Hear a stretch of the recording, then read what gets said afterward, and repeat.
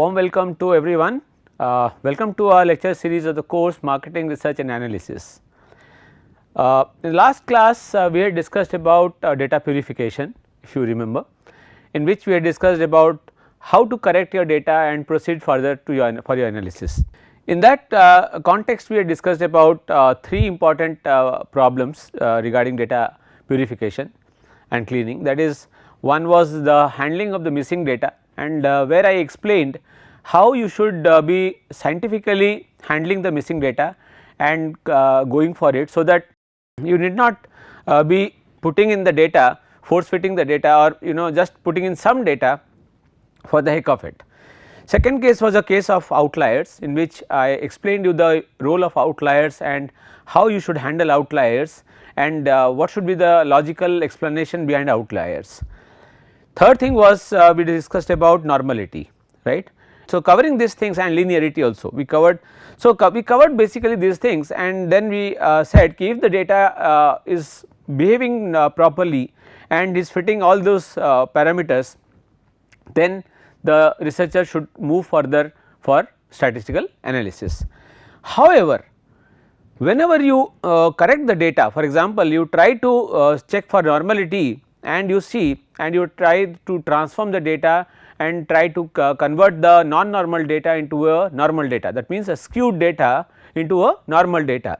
In such a condition, it is well and good if the data converts itself to a normal one, but what happens if the data does not become normal in nature, or the distribution is still not becoming normal. So, in such a condition we do not have an option left with us, rather we have to use a new technique or use new techniques which are very important, and they are called the non-parametric tests. Non-parametric, as the name suggests, it means that the distribution of the data is not normal in nature.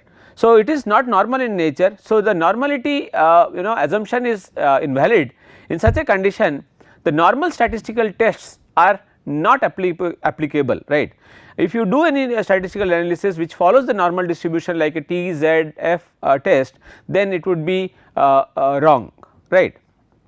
So, let us understand that whenever our data is not a normal data, and there we have to use non-parametric tests. Okay. So, this is what I am trying to say. The hypothesis testing procedure is basically divided into two parts, one when the data is parametric or normal in nature, and the other is the non-parametric or non-normal in nature.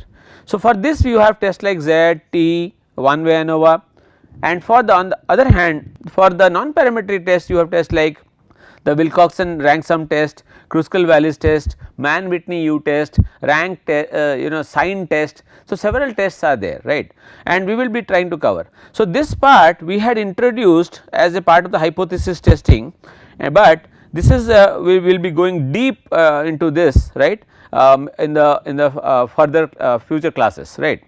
So, today we are going to and then maybe in the next classes we are going to deal with the non-parametric tests, which usually are not taught much in normal classes, right. So, what is this non-parametric test? Non-parametric tests are hypothesis testing procedures that assumes that the variables are measured on a nominal or ordinal scale. So, what is it saying? That the variables are measured not in an interval or ratio scale, but it is measured in a nominal or ordinal. I hope you remember what is a nominal or ordinal. A nominal scale was something which represents something, for example, the roll number of a student, right, the jersey number of a player, right, these are in the nominal data.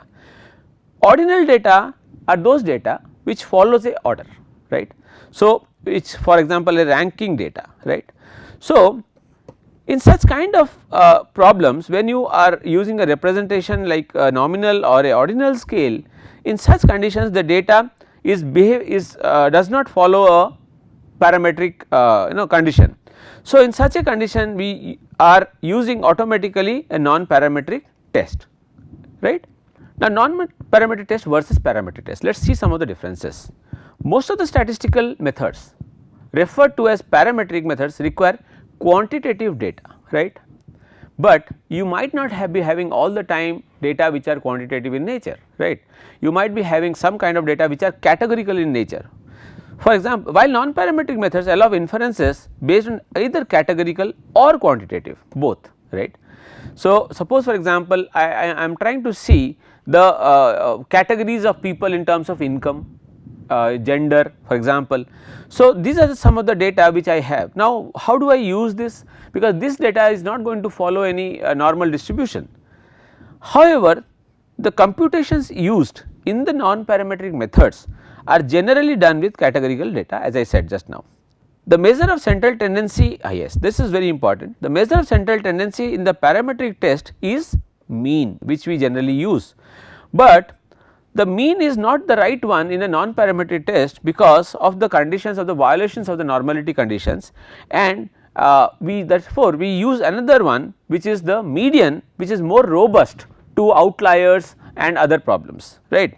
So, here when the data is a non-normal is a when we are doing a non-parametric test, the measure of central tendency we use is the median, right.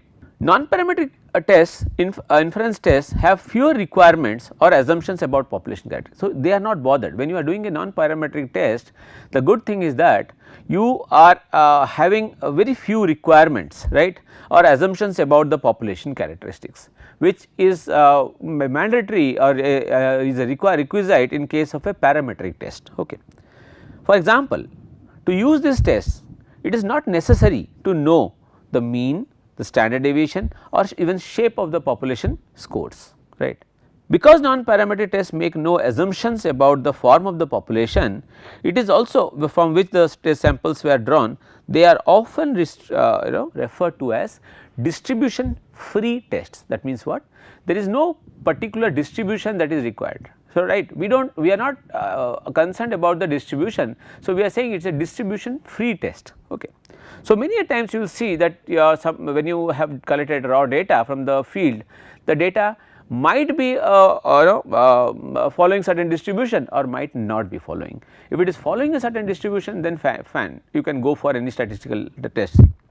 But suppose it is not showing any particular distribution, then you have an option to go for a non-parametric test. Now, let us see the advantages. It can be used to analyze categorical data, rank data and intervals data also. Now, why interval I am saying? This interval data can also be converted into a ordinal data. Let us say for example, now you have certain let us say data of let us say income of people, you know the exact income. Now, you can put into it into 3 categories. For example, category 1 is up to let us say 1 million, from category 2 is from 1 million to let us say 3 million, from above 3 million it is category 3. So, you can create those categories, right. They are generally used to apply and quick to compute when sample size is small. So, one problem with the parametric data is that the sample size has to be large. If you have a very small sample size, then the parametric test cannot be done properly. It requires few assumptions, but very useful when the scale of measurement is weaker than required. So, we said about the nominal and ordinal scales, which are the elementary scales, and the interval and ratio are much better scales, right. It provides an approximate solution to an exact problem, whereas parametric methods provide an exact solution. So, the difference between parametric and non-parametric is that there is no doubt that parametric methods are more robust and more accurate, but sometimes you do not have a choice, you do not have an option. So, you need to go for a rather approximate solution, and thus the non-parametric comes into play, right. It provides solutions to problems that do not require to make the assumption that a population is distributed normally or any specific shape, which I have already explained now. What are its limitations? Limitations, just now I said, one is that it gives you an approximate solution. It should not be used when all the assumptions of the parametric methods can be met. If your data is meeting the parametric assumptions for of normality, linearity, outliers and everything, then you should be using a parametric test, because that is more robust, right. If they are not matching, then only you should go for a non-parametric. However, they are equally powerful when assumptions are met. When assumptions are not met, this may be more powerful. When assumptions are not met, the non-parametric methods are more powerful, right. They require manual computational time when sample size gets larger. So, one of the limitations is it requires more manual computation when sample size is becoming larger and larger. Okay. The table values are not as readily available as of parametric test. Parametric test, you have seen the table values, that table value, area under the curve, for example, the t value and all these things, which are generally not available. They are usually not as widely used and not well known as the parametric tests. So, if you even remember your own class, maybe your faculty must have taught you the parametric tests quite well, and might be, I am not saying this, but might be they might have ignored the non-parametric tests because generally it is not given much importance, but that is not correct, because it is only about the violations of the normality or the assumptions of the normal distribution. So, if something is not meeting the assumptions, then automatically you have to go for non-parametric. So, you should be learning, you should have a knowledge of the non-parametric tests. Okay. So, let us see, this is the case. If it is normal, suppose the data seems to be normal, correct, it is equally dispersed and distributed. So, in such a condition I am using a parametric method, correct. You see the distribution is, it looks quite normal. If I draw a normal distribution curve, it looks like exactly, correct. Now, this is, let us see this data, how if I draw, how does this look like? So, it looks like this. So, it is a severely skewed. Now, is it skewed to the positive or negative? This is a positive skew, because it is moving towards the positive, right. So, positive skew. So, when there is a skewness, severe skewness, either whichever side, that does not matter, you use the non-parametric methods, right. So, you by this time I have already explained in the last in the last class and earlier classes that how you should check the normality and other things, right, the skewness of the data. In severe skew, the most extreme histogram interval usually has the highest frequency. So, this is skewed, correct. Now, this is moderately skewed. Now, this is a little better than the last one, right, this is moderately skewed. Now, you can use parametric method. Why? If it says if your data is severely skewed, then you should go for a non-parametric method. But however, if it is slightly away, moving away from the normality, and it is, although it is skewed, but not very much skewed, then in that case it is better to transform the data, convert into a normal data and use a parametric test. Okay. In moderate skewness, the most extreme histogram, you see this one, interval does not have the highest frequency. So, the frequency is moving towards this side, the larger frequency is rather here, it is not exactly at the extreme end, uniform. Suppose, now this is interesting, if your data has this kind of a shape, now when I am having more of a flat, it is a flat, right, distribution. So, in this kind of distribution, it is a complete violation of the normal distribution of the Bell's curve. So, you should use a non-parametric method again. Okay. Now, normal plus outliers. Now, this data is let us say is not even normal, and it also has large number of outliers. Can you see this? So, this is something, and the outliers are also existent. So, when outliers are existent, automatically we know that the median is the most powerful central tendency that we use, and in such conditions again non-parametric tests are the right methods. So, it is sometimes legitimate to exclude extreme scores from the sample or alter them to make them less extreme. You can do that with the outliers as I explained. So, you can either remove the outliers, you remove the outliers, and you can then use this is from the book. So, I am not this section you can avoid it. Okay. Okay. So, you may then use the parametric method. Okay. So, once you see that there is a legitimate scores from the sample, either you alter them or otherwise you remove them or do whatever you can rationally, logically, and then use the parametric method, right. Otherwise, in such a condition the non-parametric method is the right method. So, now we are coming to we have understood when to use your non-parametric methods and how they are in which conditions they are important, but now we will see some of the tests, right. So, just some of the tests, for example, the Mann-Whitney U test, which is very popular, it is like is a independent sample t test, for example, the Kruskal-Wallis test, Run's test, sign test, rank correlation. So, here we will use the Spearman's correlation, very popular Spearman's correlation, right, Wilcoxon test, KS test, and chi-square test. So, these are some of the tests, non-parametric tests that are widely utilized under the non-parametric heads. Okay. So, these are some of the equivalents I have tried to explain so that you will feel more comfortable. Parametric test, you have, for example, in the parametric test when the data is a normal distributed data, independent sample t test is there, and correspondingly you have for the non-parametric data you have a Mann-Whitney U test. This is a, when you have a paired sample t test in case of a normal distributed data in a parametric test, paired sample t test, for against that you have here a Wilcoxon signed rank test. Okay. There you had a one way analysis of variance, here you have a Kruskal-Wallis test. There you had one way repetitive measures analysis of variance, whereas the repetition is allowed, here you have Friedman-Sanova.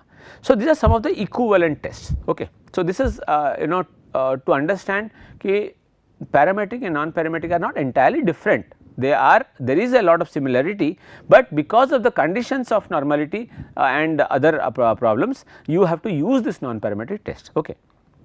So, let us start with the first one. So, the Mann-Whitney U test, or which is correspondingly similar to the independent sample t test, we said independent sample t test. Okay. So, the Mann-Whitney U test is a non-parametric test for a between subjects design using two levels of an independent variable. There are two levels. For example, let us see, you want to know there are two groups of people, male and female, and their respective let us say interest for let us say soft drinks, for example, right.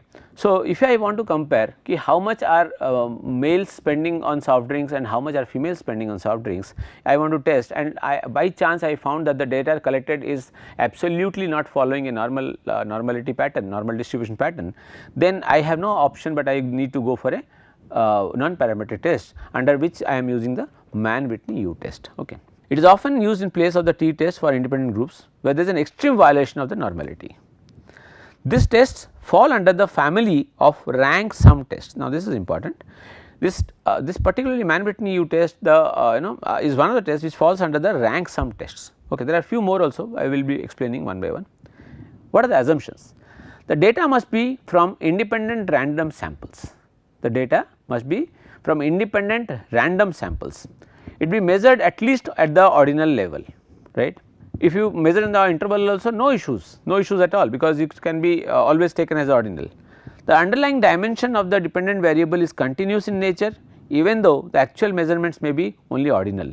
So, these are some of the assumptions of the Mann-Whitney test. Let us see a problem, let us try to solve a problem and understand. I will explain it through a problem and also on the let us say on a software.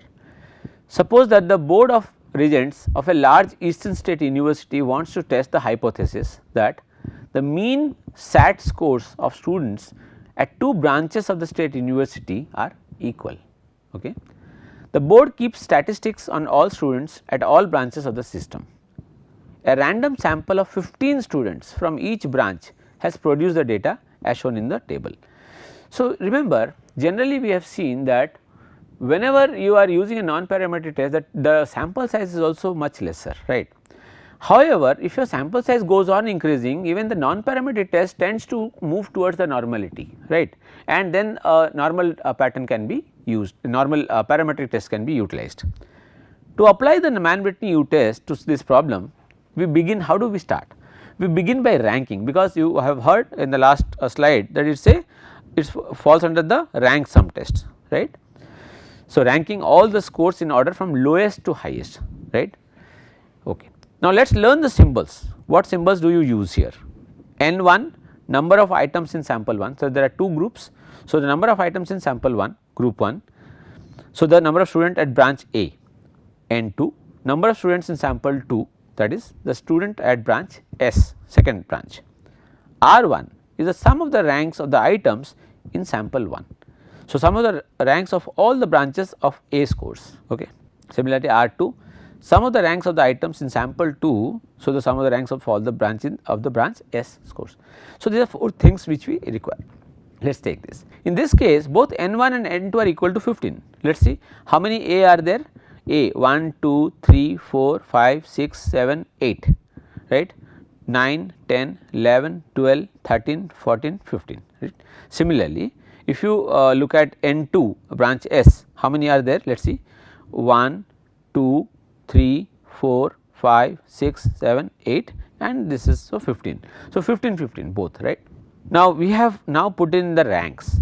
Now, if you see which is the lowest value out here, now this is the lowest value which comes under the branch S. Okay. So, the first one rank 1 is 500, rank 2 is 550, rank 3 is 600, rank 4 650 goes on.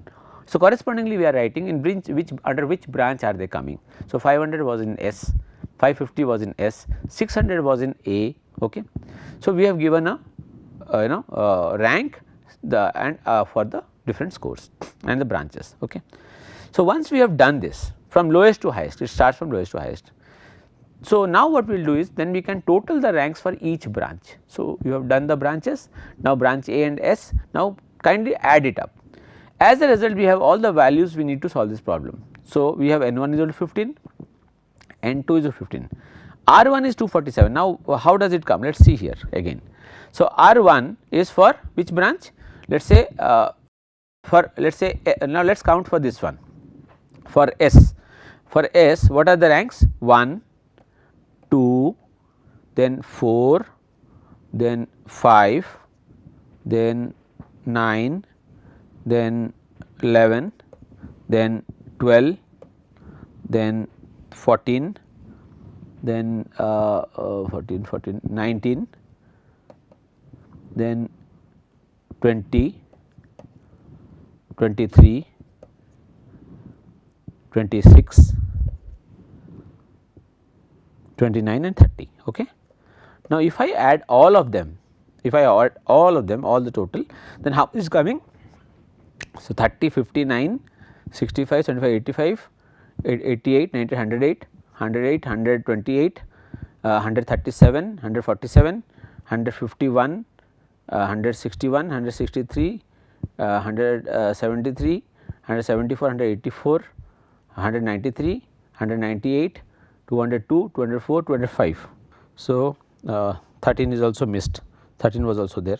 So, plus 13.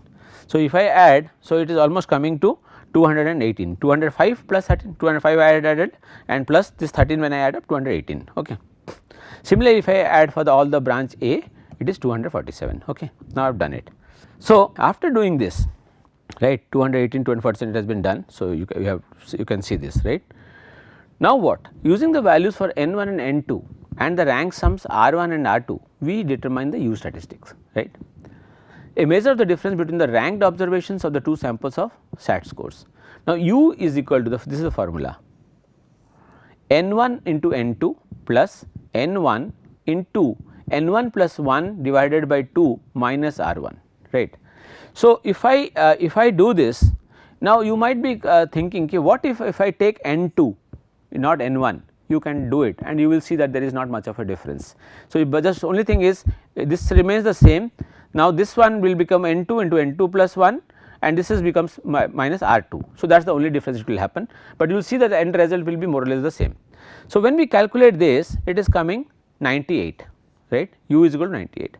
So, if the null hypothesis that the N1 plus N2 observations came from identical populations is true. So, what is the null hypothesis? That both the populations there is no difference between the populations, right, the mean of the populations. So, or the two samples, that the mean of the two samples is same, that means they origin from the same population. Okay. So, the mean is in this case is measured as N1 into N2 divided by 2. Okay. So, this has come 112.5. Standard error is given as N1 into N2 divided by N1 plus N2, which is also can be written as like this n plus 1 by 12. Okay. So, this is 24.1. So, you have got now you have got mu mean, you have got the standard error, right. Now, the sampling distribution of the U statistic can be approximated by the normal distribution when both N1 and N2 are larger than 10. Now, this is the minimum value 10, if it is more than 10 you can use a normal distribution, right. Because our problem meets this condition, because we are 15, right, we use the standard normal probability distribution to make our test. The Board of Regents wishes to test at the 15% level of significance, right. the hypothesis that the samples were drawn from identical populations. So, in the first, what is my null hypothesis? Now, the null hypothesis mu 1 is equal to mu, there is no difference, right. What is my alternate hypothesis? There is a difference between the mu 1 and the mu 2. Okay. So, the Board of Regents wants to know whether the mean SAT score for students at either of the schools is better or worse than the other. So, since it is better or worse, it can be this side or that side. So, it can be, it is a two-tailed test. Okay. We determine from the Z table that the critical value Z value for an area of 0.425, 0.425 is 1.44. Why 0.425? 0.425 into 2 is equal to how much? 0.85, correct. So, this is 1 minus 0.85 is equal to 0.15, this is the level of significance. So, this remaining 0.85 was divided into 2 parts, right. So, Z is equal to u minus mu, right, divided by standard error. So, that comes 0.602 minus 0.0. So, now if my Z value is this, what do I interpret, right. The Board of Regents should notice that the sample statistics does lie within the critical value, right, for the test, and conclude that the distributions and hence the mean scores at the two schools are not different, right, because it lies within the limit of plus 1.96 or generally for 5%, 15% it is 0.85. So, 0.85 let us say. So, now when it is lying within the limit, within the boundary, we cannot reject the null hypothesis, right. So, and we say conclude that there is no difference between the two population means. Okay. So, this is how you do the Mann-Whitney U test. I will show you through a SPSS output also. Now, how do I do this? Let us go to analyze. Nowadays SPSS has already given you non-parametric test one dialog box for this. So, go to legacy.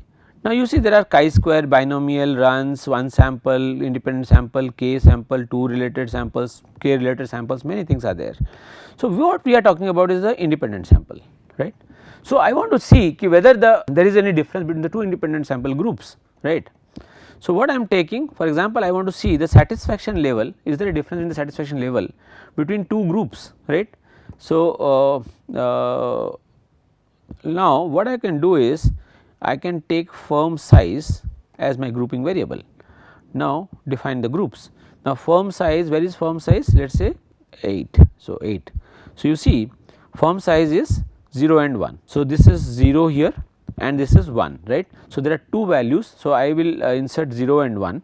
So, once you do this, right, and then you press OK, then it will give you the result for the Mann-Whitney U test. Well, what I will do is I will wind up here. So, in the next lecture I will explain you how to do the Mann-Whitney U test through the SPSS software also. I hope today the class is clear to you and you have understood what it means by the non-parametric test, and the first one which started is the Mann-Whitney U test, which is similar to the independent sample t test, and how it is to be done I was showing, and maybe I will continue in the next class. Thank you so much.